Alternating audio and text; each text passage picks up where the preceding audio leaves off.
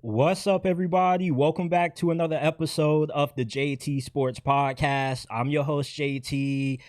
Football is the only thing that can keep me up this late.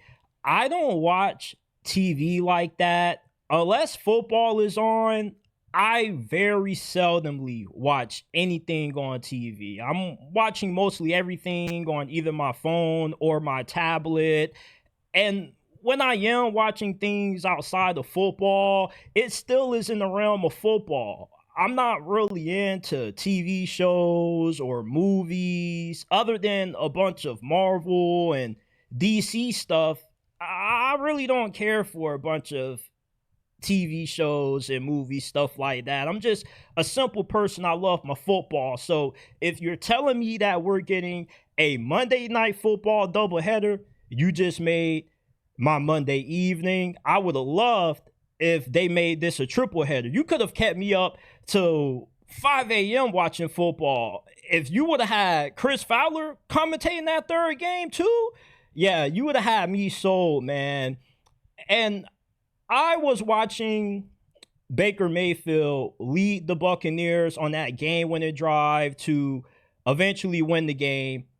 And I was thinking to myself, boy, I know the Browns have to hate seeing the amount of success that Baker has had since they traded him to rot away to the Carolina Panthers. Because the Browns, what they currently are missing, they had in Baker.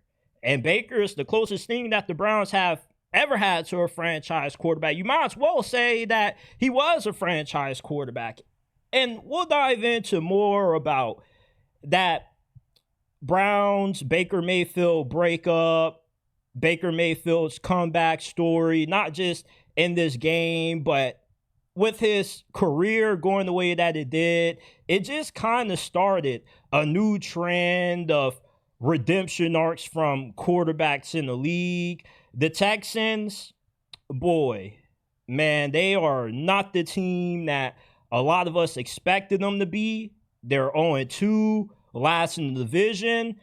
There's a chance they might not even make it to the playoffs. How about the Chargers? Now, all this offseason, I've been hyping up the Chargers. The pushback I've gotten is, you hype up the Chargers every offseason. What's the difference about the Chargers? You got Jim Harbaugh in year two. The Chargers have never had a head coach as good as Jim Harbaugh. And it's showing right now, not just with their 2-0 start, but with how Justin Herbert is balling out. Justin Herbert could win MVP this year. He's been absolutely insane these last 2 years under Harbaugh. And he has Greg Roman as his offensive coordinator, who's not really his offensive coordinator, who's not really known for dialing up a lot of explosive passing plays. Running the ball is kind of what he's known for. The Chargers are really scary. We'll dive into their 20-9 win over the Raiders. If you live, eat, breathe, and sleep football, smash that like button, subscribe to the channel, turn on post notifications. Check us out, JT Sports, on Apple, Spotify, wherever you get your podcast from. You can find us. Links are in the description and pinned comment section below. We will greatly appreciate it if you enjoy the content, that you go ahead, give us a 5-star review, share this podcast with your friends, family members as well. Spread the word of JT Sports, man. You know what they say, sharing is caring. Don't be selfish. If you love something, share it with the rest of the world, man. So without further ado, let's dive into it. The Buccaneers lost me a lot of money tonight. Or I should say, Baker Mayfield costed me a lot of money tonight because I betted against the Buccaneers. Yeah, I took the Houston Texans. I have no shame in admitting that. And I definitely have no shame in admitting that I lost money to Baker Mayfield. Baker Mayfield, seeing him have that game-winning drive, put a smile on my face.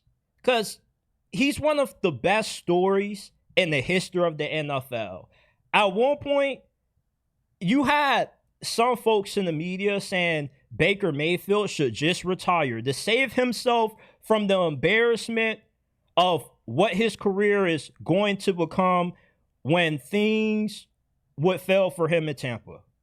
And that never happened. Baker, he came to Tampa, he's balled out, and he's been the franchise quarterback that they lucked up to get after post-Tom Brady. Normally, when you lose a franchise quarterback, it takes a few years, maybe even for some franchises, a decade to recover from losing them. That's what makes them a franchise quarterback. Franchise quarterbacks elevate everybody on your team. They can overcome certain limitations. When the Buccaneers had those special teams mishaps and it looked like they were about to have another late game classic, Todd Bowles, poor coaching collapse, Baker Mayfield was able to weather the storm. He gets the ball in his hands and he says, "Don't worry, Bowles, I'm finna call game." That's what your franchise quarterback is supposed to do. When the game is on the line, the ball is in his hands. No matter how ugly things have been, no matter if he has struggled or if he's played well and he started to get a little bit tight late, you know he's going to come through for you as long as he has an opportunity to do so. And that's what Baker Mayfield did. I know that the Browns were jealous watching Baker Mayfield's game-winning drive tonight against the Texans because they got rid of what they've been searching for over 2 decades, which is a franchise quarterback. And they've only had one, at least that I've seen in my lifetime, and that was Baker Mayfield. Baker Mayfield, he was immature when he was in Cleveland, but he was still a really good quarterback. Now, he was never as good with the Browns as what he currently is right now with Tampa, but he wasn't too far off. Baker always had this kind of game, but the Browns just didn't really see it in him. They took Baker Mayfield for granted, and you know what they say, the grass isn't always greener on the other side, and they found that out. They traded away Baker Mayfield, and they replaced him with Diddy Deshaun Watson. And they went from being a borderline Super Bowl contender to now being one of the worst teams in the NFL. I know the Browns, after watching Baker Mayfield win this game for the Buccaneers, they regret trading him. Because if they never traded Baker Mayfield away, they would have probably would have been to a Super Bowl. Because their roster was already good before they traded away Baker Mayfield. They got rid of Baker because they thought that he was the issue. They thought he was holding the team back from where they thought they could be. And they thought Deshaun Watson, who at the time looked like an elite quarterback, nobody ever thought Deshaun would have the fall off that he's had. But if the Browns saw that coming, they definitely would have said, man, we're just going to stick with Baker. If the Browns could go back 5 years ago and redo the Baker Mayfield trade, they 100% would do so. Because Baker Mayfield is a top 10 quarterback right now, and he's the franchise quarterback that the Buccaneers needed when Tom Brady retired, and he's the franchise quarterback that the Browns have lacked for the entirety of my existence. And they had, and they fumbled him.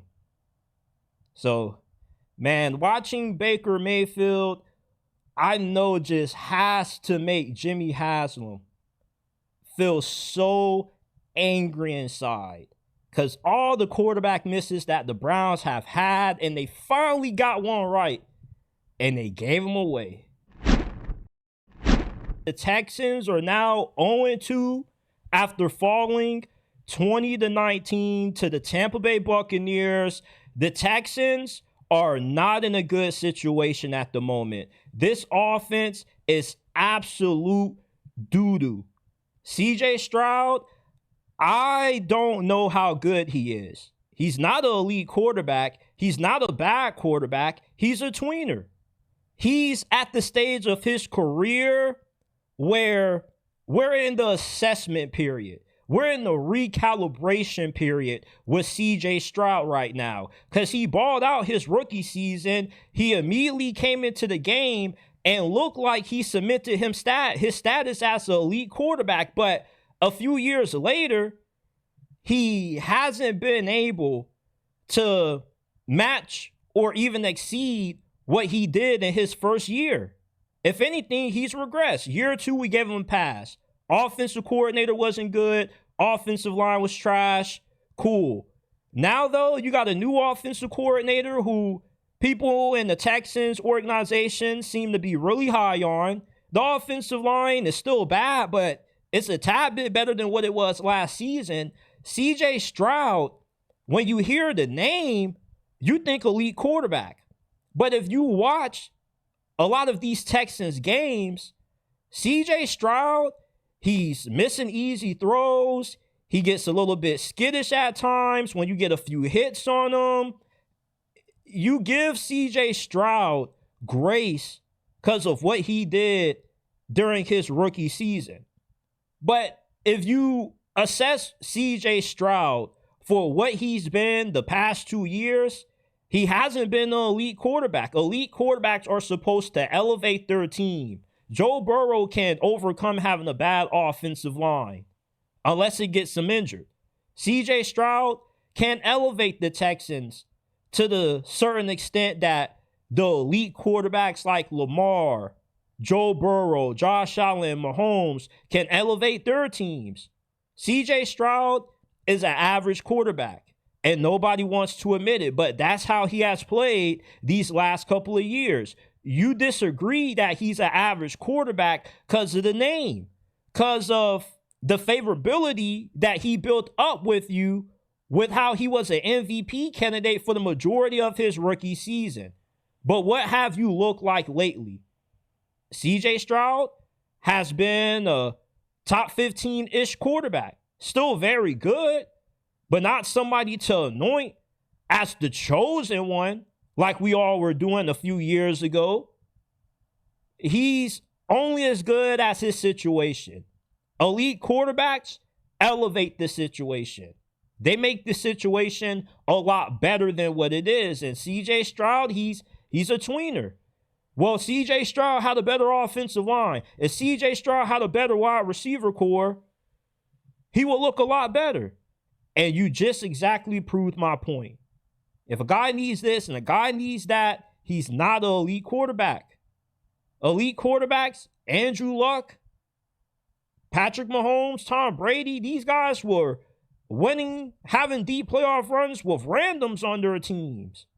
Cam Newton won MVP with his best receiver being Ted Ginn.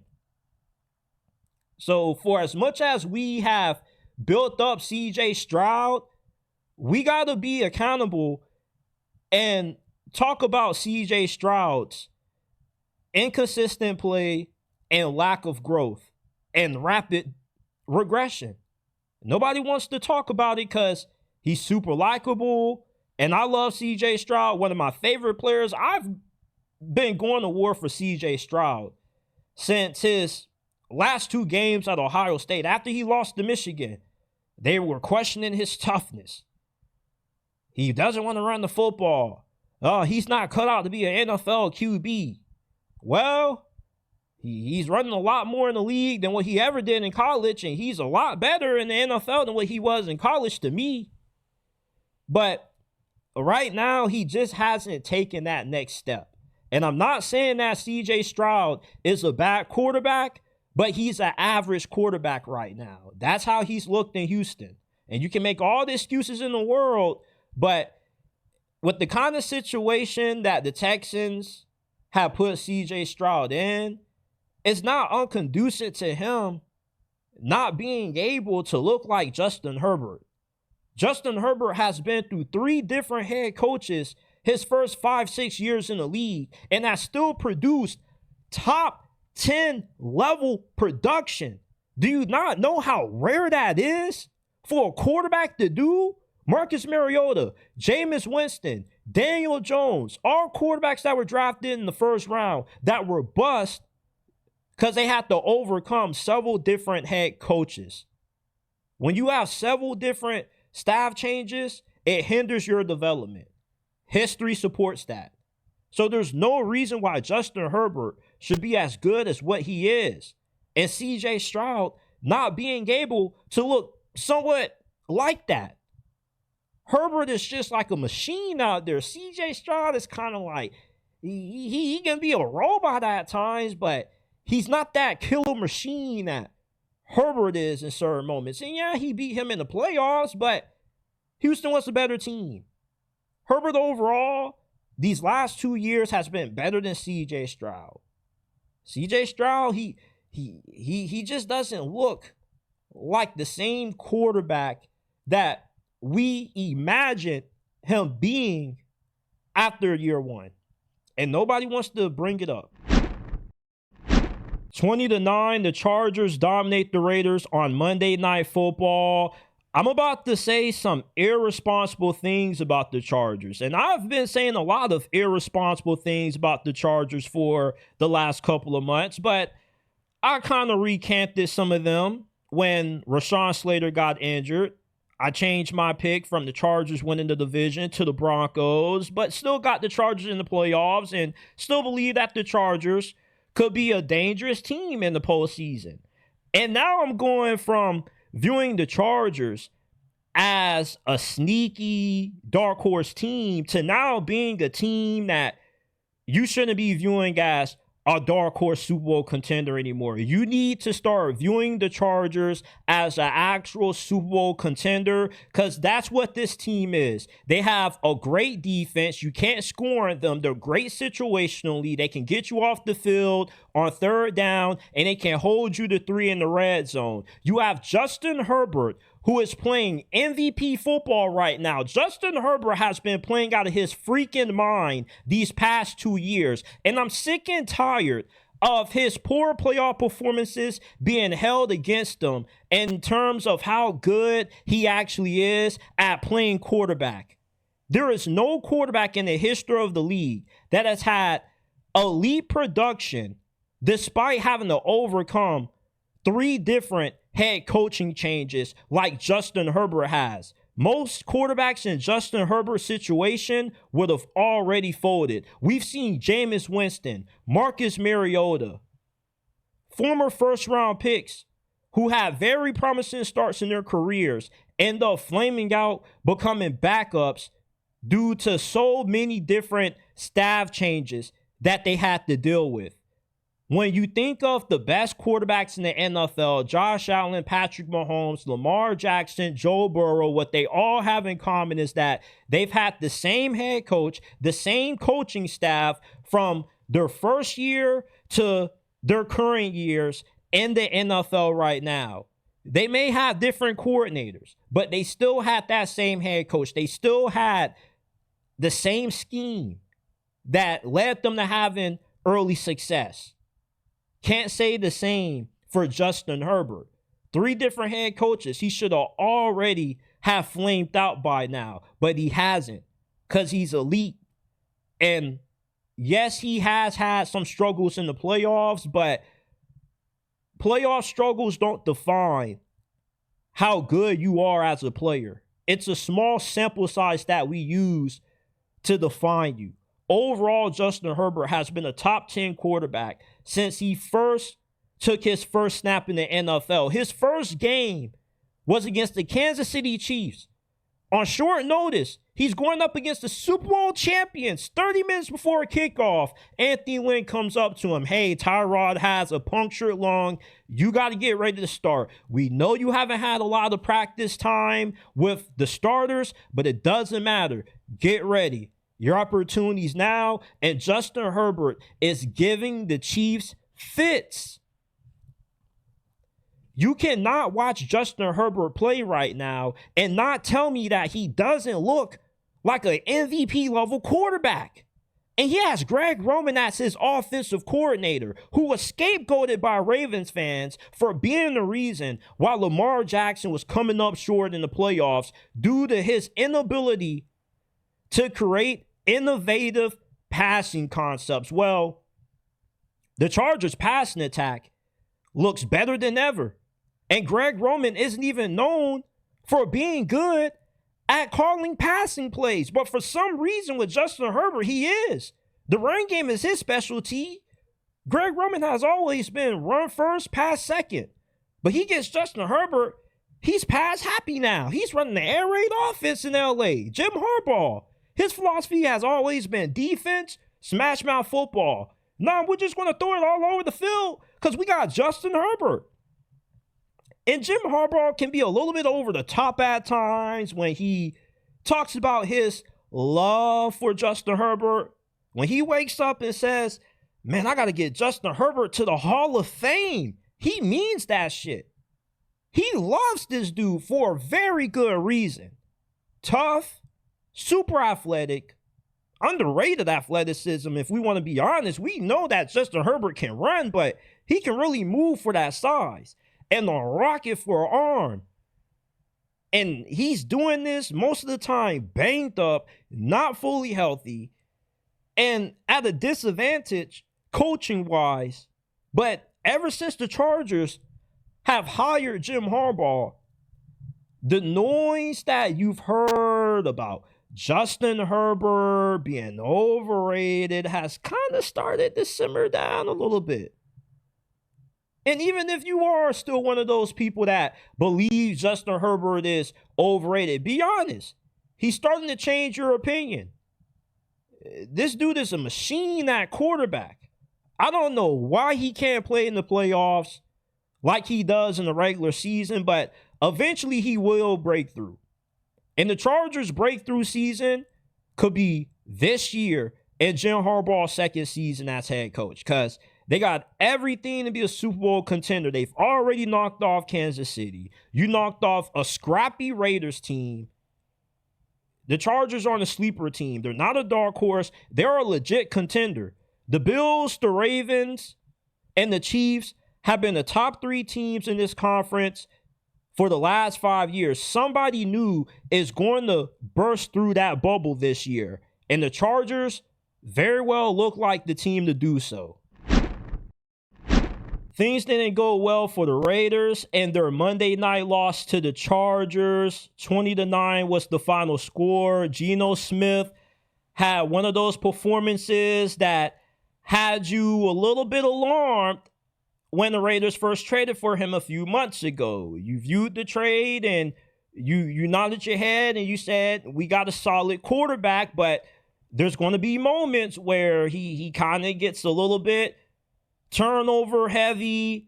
He starts making boneheaded throws. He starts forcing passes that he should just take the check down or throw out of bounds instead.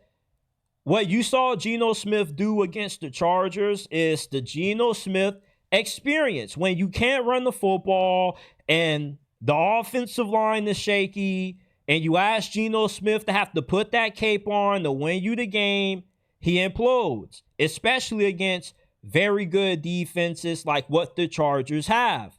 Geno Smith, he's a solid quarterback for what the Raiders currently are right now as a franchise. The Raiders aren't really expecting to make it to the playoffs. They're not expecting to be Super Bowl contenders right now. The goal this year for the Raiders is just to be competitive, just to show fight. And that's what Geno Smith is going to allow you the opportunity to do. And there's going to be games like tonight where Geno Smith struggles. The Raiders can't really get anything going on offense. The defense is struggling, and they just get dominated. They just don't have the horses yet. But there are going to be some games where you see the Raiders under Pete Carroll punch up and play above their level of talent. That's not always going to be the case every single week. But I feel this was probably one of the worser games that we're going to see the Raiders play this year. You know, this for the most part is a team that is very well coached. They're disciplined. They don't really beat themselves. Tonight they did. And the Chargers just were the better team.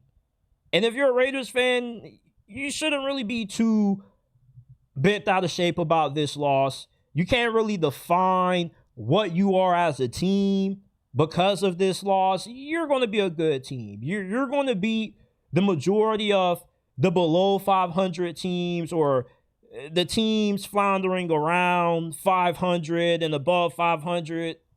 And when you play the elite teams, things mostly aren't going to go your way unless you get an A-plus performance out of Geno Smith and the offensive line. Ashton Jeanty, he's gotten out to a slow start because the Raiders have gone up against some very good defenses. The Patriots got a really solid defense, and the Chargers have a top 3 defense in the league. Ashton Jeanty defenses are already keying in on him. Ashton Jeanty has already scared every defensive coordinator in the NFL.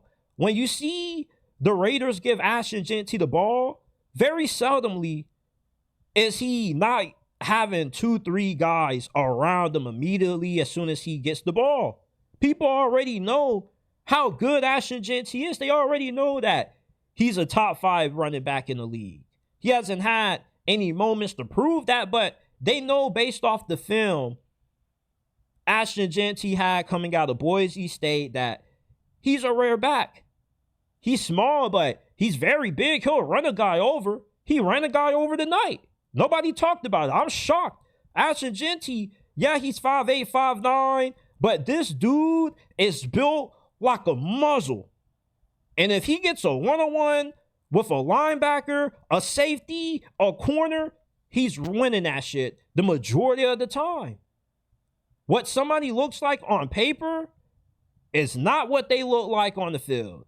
And there are a lot of players who were really good despite being undersized because they played bigger than what they were listed as on paper. And Ashton Jeanty is one of those guys. And eventually Ashton Jeanty is going to get going. Just like Omarion Hampton is going to get going eventually.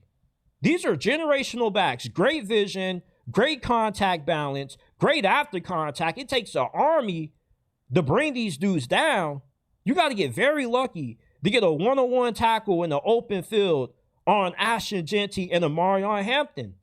It's going to come. You just have to be patient. The Raiders made the right pick with Ashton Jeanty in the draft. In the NFL, there's more than just one way to build a team. You don't have to take an offensive lineman 5th overall or a defensive tackle or edge rusher high in the draft if there isn't anybody playing those positions in the draft class that's worthy being selected that high, like the case was this past year. When you have a weak draft class, you got to say, F it, best player available. And that's what the Raiders did with Ashton Jeanty. They know that they're getting a bona fide lock all-pro player. And I'd rather have that than take a risk on drafting a offensive tackle or edge rusher, which has a very high bust rate. Drafting running backs and wide receivers in the first round has never been safer. We haven't had a bust in the first round at receiver and running back in a very long time. The last bust at receiver was Jalen Reagor, and he never should have got drafted in the first round. NFL GMs, evaluators, scouts are getting way better at figuring out the receivers and the backs that are worthy of being first-round picks. You're not seeing a lot of guys slip through the cracks as undrafted free agent gems or 6th, 7th round breakouts. You know, so I think for the most part, man, they're in a pretty good shape. Joe Burrow is out for the next 3 months. Essentially, it's looking like Joe Burrow is out for the rest of this year, which is a common occurrence from Joe Burrow. This is like his 3rd season-ending injury that he has suffered in his career. By the time he retires, he's going to have the record for the most comeback player of the year awards, which right now I believe belongs to Chad Pennington. When Joe Burrow returns from his injury next season, the Bengals are going to look completely different because this injury that Joe Burrow just sustained should completely change how the Bengals do business from this point on. A few years ago, we thought the Bengals were going to be to the Chiefs what Eli and the Giants were to Brady during the peak of the Patriots dynasty. And unfortunately, it hasn't played out like that because the Bengals front office, we already know how frugal they are. They don't spend a lot of free agency. Joe Burrow had to put a gun to their heads to re-sign T. Higgins and Jamar Chase. And it also took them a lot of energy to re-sign the best player that they had on defense. So when you have a cheap and frugal organization, the pressure to kill it in the draft is really high. And the Bengals haven't done that.